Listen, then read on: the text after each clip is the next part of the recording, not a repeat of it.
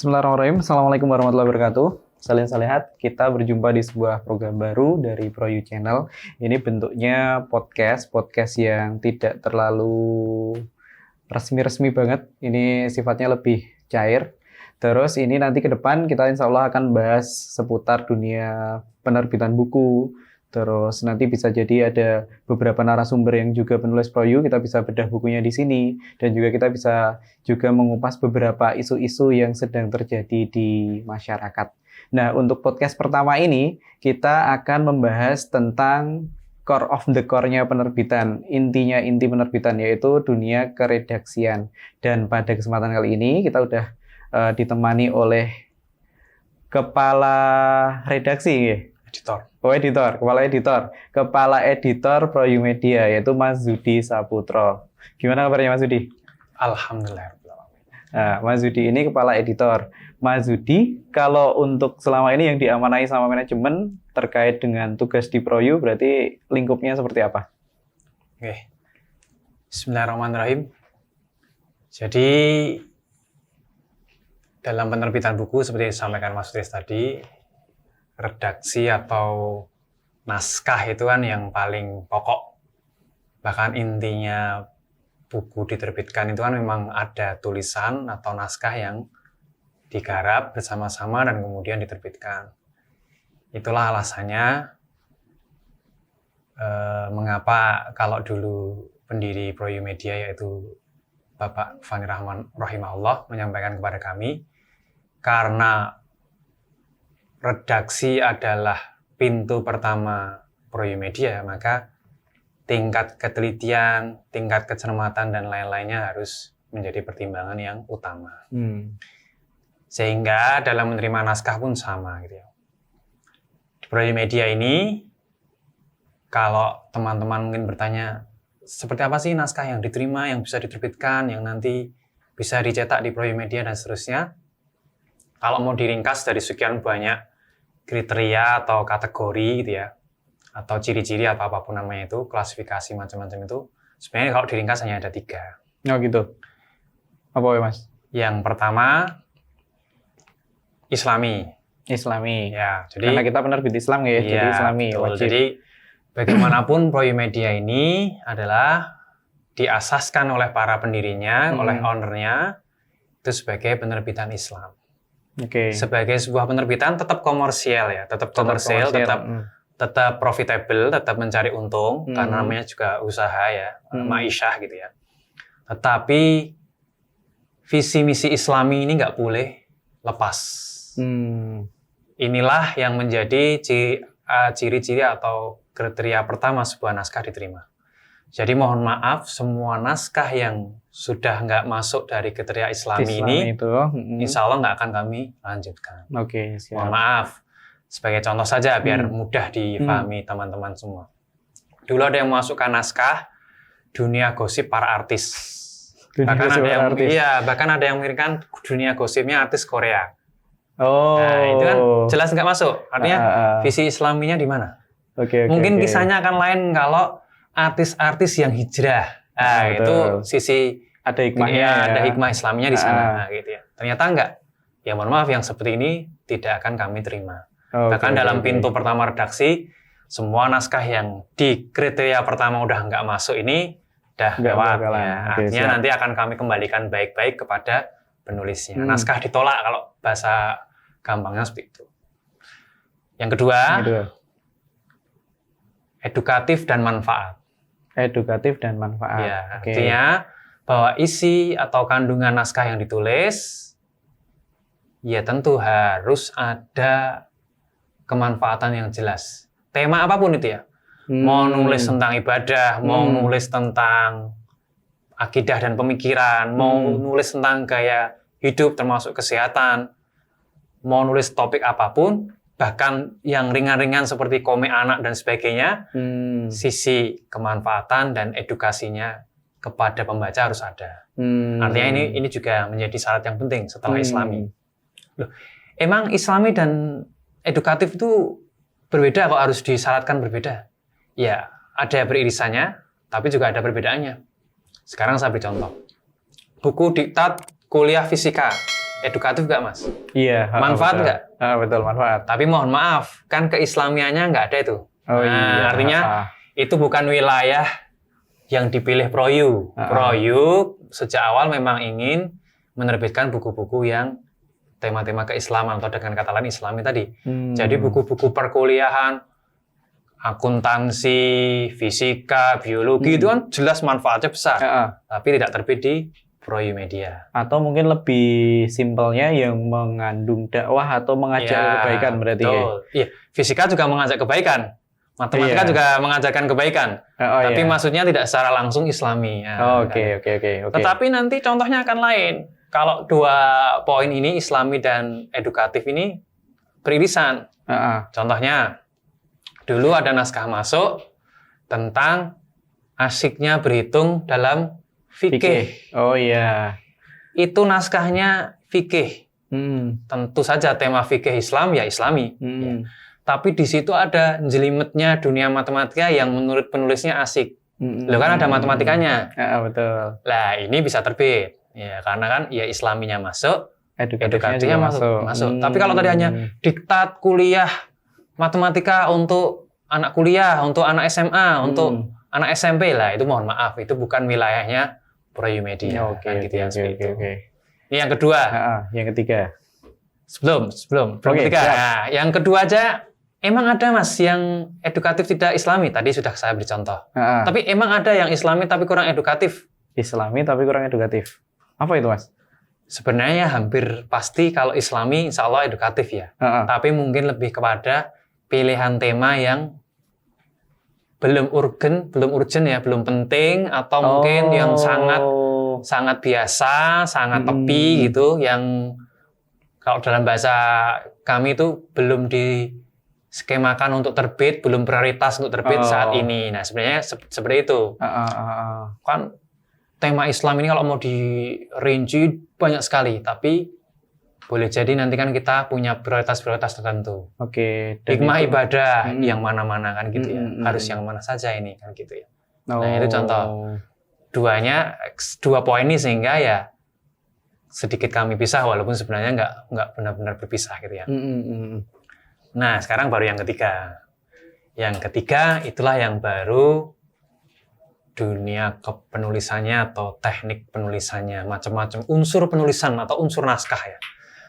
Mau istilahnya mau gaya tulisnya, gaya tutur penulisnya, menulisnya lancar atau tidak, mengalir atau tidak, bahasanya mau sengaja baku atau informal. Anak-anak remaja sekarang mungkin lebih suka yang informal, tetapi pembaca yang lebih sepuh, bapak-bapak, ibu-ibu mungkin lebih suka yang formal, justru tidak nyaman dengan yang terlalu informal, gaul-gaul gitu ya, nggak suka kalau biasanya orang tua gitu.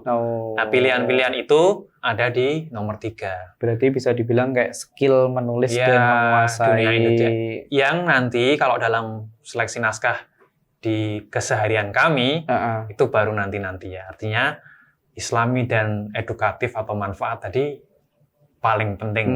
Core-nya dulu itu ya, core-nya atau yang paling intinya itu dulu. Kalau yang nomor 3 tadi bisa ada tarik ulur antara kami penerbit dengan calon penulisnya tadi atau penulis yang sudah mengajukan naskah ke kami tadi. Artinya apa? Boleh jadi di poin ketiganya kurang. Tetapi sambil lalu kami berdua ya antara penerbit dengan yaitu dalam hal ini redaksi ya dengan menulis sama-sama meningkatkan penyuntingannya, editingnya. Ada proses seperti itu Mas Yudi? Proses seperti itu. Jadi kalau kriteria diterima naskahnya 3 itu. Bahkan yang ketiga aja kan nanti ya. Artinya sambil lalu bisa kita tingkatkan bareng-bareng gitu ya. Dua pihak ini ya. Dua pihak saling meningkatkan itu ya. Ada naskah yang kurang sempurna, kurang renyah di beberapa bab, tapi di bab awalnya sudah bagus. Ya kan bab yang kurang bagus bisa ditingkatkan. Nggak harus secara kaku kemudian kami tolak gitu kan, enggak ya. Walaupun tentu saja juga ada poin dasarnya ya, artinya mohon maaf ini naskah kalau dikirimkan ke kami sejak awal salah ketiknya atau istilahnya orang sekarang tipenya terlalu banyak, biasanya juga itu tidak nyaman bagi kami. Tim redaksi kalau tidak nyaman itu bayangkan sebuah naskah diseleksi, kok sudah menimbulkan kesan tidak nyaman. Dari awal sudah kayak gitu. Dari awal sudah dari itu, boleh. Hampir pasti naskah akan kami singkirkan. Contohnya gitu ya. Gaya bahasanya atau logikanya tuh ya bulet tuh ya, kemana-mana ini nggak fokus. Ya boleh jadi yang seperti itu sejak awal tidak memberikan kesan positif ke kami, ya akhirnya kami singkirkan. Sehingga kami kembalikan ke penulis. Ya monggo, silakan dari penulis sendiri mau naskah yang sama itu tapi ditingkatkan, kemudian nanti dikirim ulang ke kami, bisa, atau dikirimkan ke penerbit lain juga silakan. Gitu ya. Kalau yang ngalami kasus kayak gitu ada juga yang akhirnya terbit, Mas Yudi? Ada. Ada. Jadi itulah fungsi teman-teman di tim editor. Jadi kami itu kan memang secara nama redaksi ya, tapi kalau yang benar-benar menangani naskah itu kan editor itu atau penyunting. Nah saya sendiri sebenarnya kalau di Proyu itu kan jabatan resminya sebenarnya namanya itu editor 1, karena kami kan punya 2 editor dan 1 pemeriksa aksara. Anggap saja kalau editornya 3 ya berarti editor 1, 2, dan 3. Editor yang ketiganya itu pemeriksa aksara yang khusus nanti menyeleksi salah ketik dan lain-lain sebagainya dalam naskah setelah naskah mulai ditata letak atau layout. Gitu. Ini hanya 3 ini aja. Jadi silakan siapapun mau mengirimkan naskah, terbuka luas. Yang pertama tadi Islami jelas, karena itu visi misi kita. Bermanfaat, edukatif. Ya, bermanfaat, edukatif. Yang ketiga baru skill penulisan, gaya penulisan, macam-macam itu yang terakhir. Ini termasuk salah satu yang paling sering, karena saya itu kan ini ya Mas Yudi, saya megang beberapa akun media sosialnya Proyu. Nah, seringkali yang DM itu nggak cuma soal tanya buku ini dan buku itu, tapi juga soal keredaksian. Jadi beberapa itu memang mungkin mereka itu sebenarnya punya naskah bagus, cuman mereka itu kadang mungkin ragu ya yang diingini Proyu itu seperti apa. Dan ini mungkin ada yang tanya juga, kalau untuk masukin naskah ke Proyu itu susah nggak sih Mas Yudi? Masukinnya gampang, jawabannya yang susah. Jawabannya yang susah? Artinya di mana-mana penerbit sama ya, pasti punya dewan redaksi, pasti punya tim pemasaran, pasti juga punya manajemen yang biasanya saat menerima naskah ini ya ini keputusan bersama, bukan hanya satu pihak saja. Walaupun redaksi tadi sebagaimana disampaikan Mas Turis di awal, intinya yang paling awal naskah masuk itu di tangan redaksi, tetapi sebuah naskah pada akhirnya diterima di penerbit manapun itu pasti yang melibatkan dewan redaksi itu sendiri, tim pemasaran juga.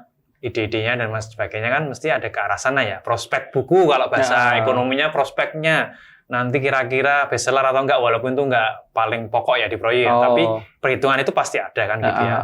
Dan kemudian manajemen jelas. Manajemen nanti terkait dengan produksinya, terkait dengan harga dan seterusnya. Tentu saja itu akan dipikirkan. Nah, sehingga kalau pertanyaannya tadi gampang atau susah sih? Masukinnya gampang. Kami menerima naskah masuk dari siapapun, kapanpun, dengan cara apapun. Itu ya, kalau diringkas kayak gitu ya. Oke. Mengirim lewat surat elektronik atau email boleh. Emailnya Proyu nanti bisa dibaca ya di bawah itu. Siap. Nanti kami cantumkan di situ. Kemudian nanti punya nomor WA-nya redaksi ya, WhatsApp-nya redaksi juga. Ya. Untuk saat ini yang pegang kami masih pakai nomor masing-masing editor, tapi mungkin ke depan bakal ada nomor WhatsApp khusus redaksi. Mungkin nanti mengirim naskah bagi teman-teman yang kekinian nih ya, mau lebih gampang pakai WhatsApp. Betul. Mengirim ke situ aja dengan attachment file naskahnya PDF-nya atau apanya, MS Word-nya bisa. Datang langsung ke kantor Omah Dakwah Proyu Media, bawa naskah yang print out, silakan. Print out-nya pun tidak kami susah-susahkan gitu ya. Artinya mau dijilid boleh, mau sudah jadi dummy buku boleh ya. Dummy book itu sudah kayak buku beneran gitu. Bahkan cuma print out sampel beberapa naskah gitu ya, asal tidak terlalu tipis ya. Artinya ya ada daftar isi, ya ada judul, ada sinopsis, ada beberapa halaman atau beberapa bab dari sampel naskah. Silakan.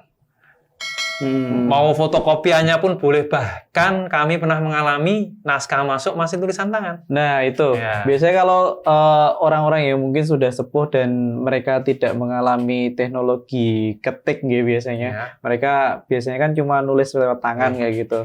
Berarti itu tetap juga bisa ada diterima Bisa, gitu. iya. Artinya bahwa naskah itu mau dikirimkan ke kami buka selebar-lebarnya. Siap. Bagaimana naskah itu nantinya kami terima atau tidak lah, itu kan nanti hasil pemeriksaan bersama dari Dewan Redaksi, tadi ada tim pemasaran, juga ada dari manajemennya. Artinya ketika kami dalam rapat besar dan akhirnya memutuskan naskah ini diterima, yang ini mohon maaf ditolak, dikembalikan dulu. Nah, itu kan tidak tergantung dari teknik-teknik mengirimkan naskah tadi. Artinya yang bukan berarti yang mengirimkan pos peluang diterimanya lebih tinggi dari yang surel, surat elektronik atau email. Enggak ya, enggak ada hubungannya itu ya. Oke, sama mungkin ini Mas Zudi yang sering juga ditanyakan sama teman-teman yang mau nyoba masukin naskah itu, ada nggak semacam kayak batasan berapa lama sih naskah itu dijawab atau diterima dan sebagainya kayak gitu? Kami menetapkan standar sejak dulu itu 2-3 bulan. 2-3 bulan. Mengapa tidak pakai angka pasti 2 bulan atau 3 bulan? Karena itu tergantung kondisi banyak tidaknya naskah ya. Nah, yang terus terang digarap yang sedang masuk gitu ya. Oke. Di zaman dulu sebelum pandemi sekarang, itu pernah ada masa 1 bulan kami menerima naskah 55 judul. 55 judul dalam sebulan. Berarti hampir 2 naskah dalam sehari harus diperiksa oleh Dewan Redaksi. Mantap. Itu ya di masa mungkin 4-5 tahun yang lalu ya, ketika waktu itu walau alam ya karena faktor apa, tapi naskah masuk banyak sekali. Oke. Sejelek-jeleknya naskah dalam sebulan itu 15 judul.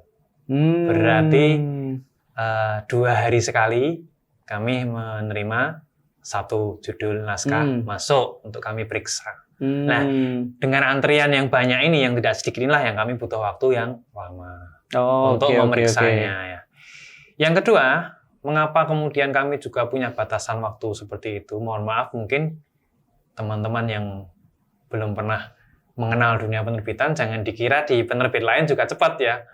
Juga mengalami yang sama, saya pernah tanya ya, penerbit A, penerbit B, penerbit C itu ada yang 3 bulan, ada yang 2,5 bulan, ada yang 2 bulan, juga rata-rata seperti itu. Karena memang sistemnya nggak kejar setoran, tapi memang kita juga jadi kan kualitas yang utama gitu. Iya, betul. Jadi dalam dinamika memeriksa naskah itu yang serunya di situ ya, artinya boleh jadi sebuah naskah kami nyatakan bagus oleh redaksi, tapi manajemen berkata belum. Sehingga ya pada akhirnya kami putuskan belum dulu, sehingga naskah kami kembalikan. Oke, Mas Zudi. Sehingga ini sekaligus saya mohon maaf ya, kalau ada teman-teman yang merasa melampaui 3 bulan, kok belum ada jawaban sama sekali, baik ngirimnya lewat email maupun yang lain tadi ya, pos macam-macam kan mesti ada nomor kontaknya gitu ya. Betul. Belum kami hubungi macam-macam, boleh jadi memang itu saat sedang padat-padatnya naskah ya, sehingga kami terlewat. Nah, kami memberikan aturan umum yang standar di penerbitan lain juga sama. Kalau lebih 3 bulan tidak ada respon apapun dari kami, maka secara otomatis naskah itu bisa dicabut haknya oleh penulis. Sehingga nggak usah nunggu sebenarnya, asal sudah melebihi 3 bulan nggak usah nunggu itu, berhak penulis itu pindah ke mengirimkan ke penerbit lain. Itu sudah aturan standar di tempat-tempat lain juga sama. Oke, siap Mas Zudi. Karena waktu kita terbatas, ini kalau terlepas dari kriteria naskah yang diterima di Proyu ya Mas Zudi, kalau sebenarnya kalau Proyu itu sekarang baru nyari naskah apa sih? Nah, ini mungkin jadi kesempatan bagi teman-teman yang sedang mempersiapkan naskah dan pengen diterbitkan. Tadi ada brosurnya, Mas. Oke, siap. Ini tadi, monggo. Ini brosur nanti akan kami tampilkan ya. Tapi di sini itu, kalau genre naskah itu bisa 7, bahkan sampai 8 yang anak-anak belum dimasukkan di sini. Tetapi kalau saat ini, ibaratnya ada tema-tema favorit yang sedang kami cari gitu ya. Favorit itu menurut pertimbangan redaksi dan prioritas tadi prioritas tadi termasuk sama umat tadi. Termasuk kepentingan menyebarkan kebaikan maupun pertimbangan dari tim pemasaran juga ya. Itu parenting itu itu belum banyak di Proyu. ke ayah bundaan ya kalau bahasa Iya. Indonesianya. Cara mendidik anak, cara membesarkan anak, silakan itu bisa ditulis. Dari yang ringan-ringan itu berupa serpihan pengalaman maupun yang mungkin secara teoretis lebih serius dari sudut tapi sekali lagi ya, tadi kriteria yang 3 jangan lupa ya, Islami, edukatif atau manfaat dan penulisannya atau tekniknya macam-macam itu juga jangan hilang. Bingkainya tetap yang 3 iya, tadi. jadi mohon maaf nih, suatu saat ada naskah yang sangat bagus dunia parenting, tapi benar-benar sudut pandangnya murni ilmu psikologi pendidikan saja misalnya, atau psikologi tumbuh kembang anak saja, psikologi perkembangan istilahnya. Sama sekali tidak ada sisi Islamnya di situ ya. Mohon maaf, itu kan jatuhnya nanti mirip buku yang tadi saya sampaikan, buku matematika, fisika yang jelas itu manfaatnya besar, ya diktat kuliah macam-macam itu, tapi itu kan bukan wilayahnya Proyomedia. Proyomedia memang penerbit Islami, sehingga kalaupun parenting pun Islami, edukatif, dan cara penulisannya atau tekniknya tadi, gayanya dan seterusnya tadi juga harus diperhatikan. Yang pertama, yang kedua, kemuslimahan. Kemuslimahan itu sebenarnya genre ya, bukan genre ya, segmen ya. Artinya pembacanya adalah para muslimah. Tapi kalau genrenya itu luas, mau ibadah, mau akidah pemikiran, mau gaya hidup muslimah, termasuk kesehatan muslimah, mau pendidikan muslimah, macam-macam itu juga terbuka luas. Tapi maksudnya adalah yang kalau nanti kami terbitkan, buku itu memang cocoknya dibaca kaum muslimah. Nah, maksudnya itu sangat, bukan sangat ya, saat ini sedang kurang di Proyu. Oh, bukannya banyak ini? Enggak. Kami punya beberapa beberapa penulis muslimah, ibu-ibu maupun mbak-mbak ya. Tapi itu sudah sekian waktu yang lalu ya. Sekian tahun yang lalu, artinya dibandingkan sekian tahun yang lalu, ini tahun-tahun terakhir ini, buku-buku yang kami terbitkan didominasi penulis yang putra, yang bapak-bapak, yang mas-mas, yang mbak-mbak dan ibu-ibu. Mana ini lama sudah nggak ada naskah masuk, baik dari penulis yang dulu naskahnya pernah terbit di kami maupun nih yang baru-baru nih silakan ini ya. Siap Mas Budi. Dan tapi juga jangan salah, penulisnya laki-laki kalau mau menulis tema kemuslimahan pun juga nggak ada masalah kayak gitu ya. Itu hanya. Tapi tadi kalau Mas Sutris bilang kan bukannya banyak penulis muslimah di Proya, nyatanya yang terakhir-terakhir nggak ada nih kan gitu ya. Ini berarti juga beberapa penulis ibu, mbak-mbak, monggo silakan kirimkan naskah lagi berarti ini. Nah, yang ketiga ini yang juga sedang kami cari itu sama juga, ini misalnya bukan genre, bukan topik, tapi segmen anak-anak. Segmen anak-anak. Yaitu pembacanya anak-anak. Kami mencari naskah dengan genre apapun yang nanti pembacanya adalah anak-anak. Mau komik, mau cergam anak-anak, yang cerita bergambar untuk anak-anak, mau cerita untuk anak-anak, kumpulan cerpen, mau novel anak-anak, tutorial anak-anak, dan sebagainya. Tutorial itu maksudnya ya mungkin ada cara ibadah di situ, tata cara akhlak yang baik di situ. Bahkan mungkin ada ya sebenarnya kayak kiat-kiat dalam belajar agama dan seterusnya. Itu kan kami sebut tutorial itu. Kalau di Proyu kan kami pernah menerbitkan buku yang mengutarakan tentang halal dan haram dalam makanan. Itu kan maksudnya tutorial atau belajar akhlak dengan hadis-hadis Nabi, itu kan maksudnya tutorial ya. Maksud saya ada itu ya. Itu silakan. Pokoknya pembacanya anak-anak, itu kami sedang mencari. Berarti 3 itu tadi, atau ada tambahan lagi Mas Budi? Untuk saat ini tuh. Walaupun tidak menutup kemungkinan tema yang lain, kami cari. Contoh sejarah Islam. Ya, sejarah Islam, baik sirah di zaman Nabi, sirah Nabawiyah maupun sejarah Islam kekinian, itu juga kami cari. Tapi sebenarnya secara naskah sudah lumayan banyak yang masuk. Gitu. Tapi yang 3 tadi, kok dari 3 tahun terakhir agak kurang gitu ya. Itu mungkin Mas Tris. Berarti dicatat saat ini Proyu yang memang diprioritaskan untuk dicari naskahnya itu yang pertama tadi parenting, yang kedua kemuslimahan, yang ketiga naskah untuk segmen anak-anak. Siap. Ini sebenarnya pengen ngobrol lebih banyak lagi, dan memang kalau dunia keredaksian itu kalau dikupas mungkin nggak cuma 1 jam 2 jam tapi memang butuh waktu yang sangat banyak. Sedangkan kita dibatasi oleh waktu. Baik, kita tutup dulu aja. Nanti insya Allah kita kapan-kapan ngobrol lagi sama Mas Budi. Dan ini pemirsa, kalau misalkan ada yang ingin usul tema untuk dibahas di wadah podcast ini, nanti silakan bisa komen di bawah ya di kolom komentar di YouTube. Baik, terima kasih banyak Mas Budi sudah memaparkan apa yang selama ini jadi pertanyaan netizen di luar. Pokoknya janji nanti nih kriteria ini ditampilkan ya pokoknya ya. Ya kan. Siap. Oke, baik kita tutup program ini dengan baca hamdalah. Alhamdulillah rabbil alamin. Semoga bermanfaat. Wassalamualaikum warahmatullahi wabarakatuh.